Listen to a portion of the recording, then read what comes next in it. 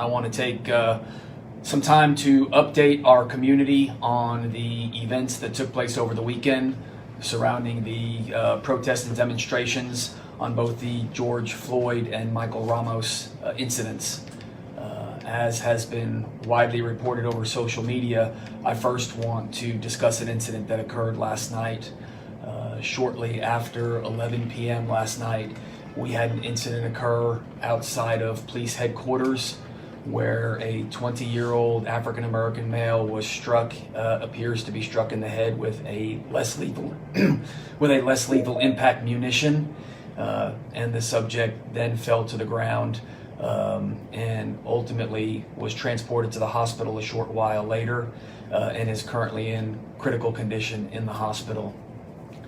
I know there have been questions about another incident that occurred on Saturday evening or afternoon. This one involved a young man between 15 and 16 years of age, a Hispanic male who was on the berm on the side road on the east frontage of IH-35, I believe in the 800 block. I've seen the video where he is standing, and it appears as though he is struck in that video that I've seen on social media with a less lethal impact munition in the head, in the forehead. I know that we are investigating that case as well. We're trying to pull together all of our video, body-worn camera video, whatever else we may have to piece together what happened in that incident. And I would ask that the community in both of these incidents, if you have any video that you captured, because I know a lot of people were recording, please bring that to us so that we can include that in our review of these incidents. Our focus was on protecting peaceful, free speech and giving people the space to come out and express their concerns over what had happened in these incidents, as well as just general concerns with police-community relationships and other issues. And what we saw was others joined that group for means outside of that peaceful protest and that speaking against what had happened. And that's when we saw many acts of violence carried out, with objects being thrown at officers that were either protecting headquarters or in operations around the city. Officers here at headquarters had many objects that were thrown. They constituted bottles, rocks, fireworks, and the like. So this was protesting that we have not seen here before in Austin.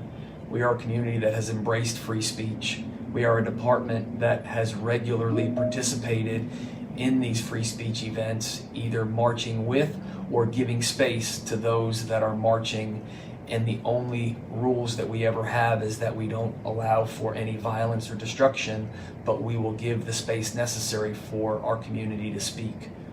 We've also always had a rule that we do not allow people to overtake IH-35.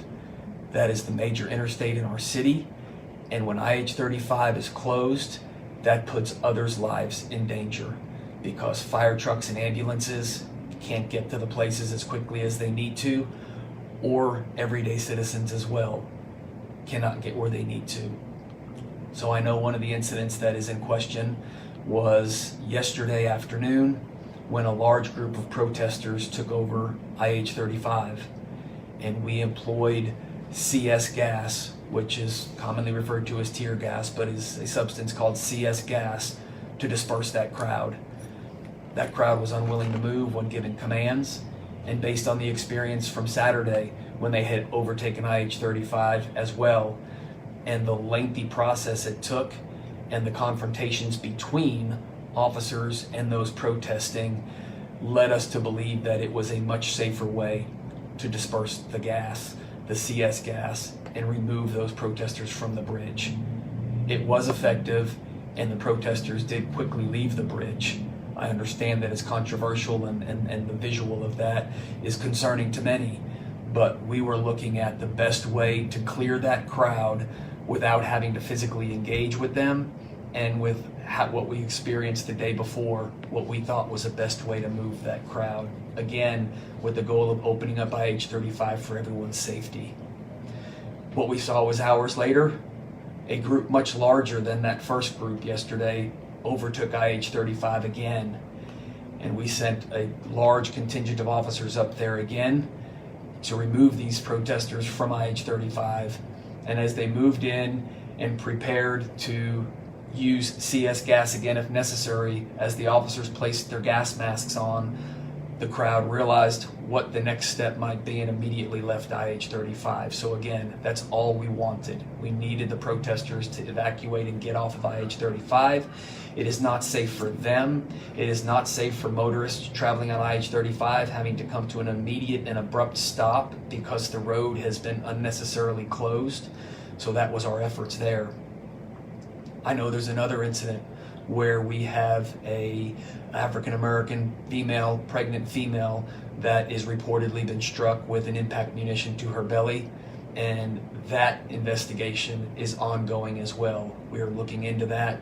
She too was brought into police headquarters and was rendered aid to ensure that she received first aid, and then was assisted by both medics and APD personnel.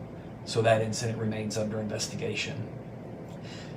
This was a very difficult weekend to manage the protests as they moved around the city and to try and limit the amount of damage, the vandalism, the looting that was taking place. I will update you on all of those, but again, the goal, the emphasis, the purpose of the Austin Police Department was to preserve the safety of those protesting that were out there trying to protest peacefully these serious issues. But unfortunately, we had people move into the crowd that were taking actions, dangerous actions against officers, and we had to respond and try and put a stop to that activity. You said that you're going to speak to the parents and families of these two young men. What would you say to them now if you're listening? What I say to you now is my heart is with you.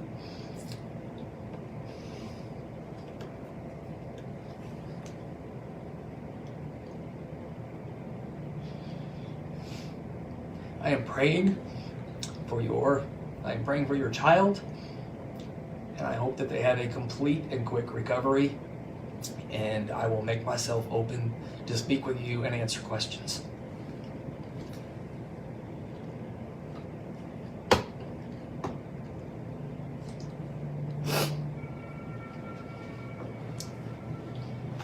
Chief, it's Matt Largy from KUT again.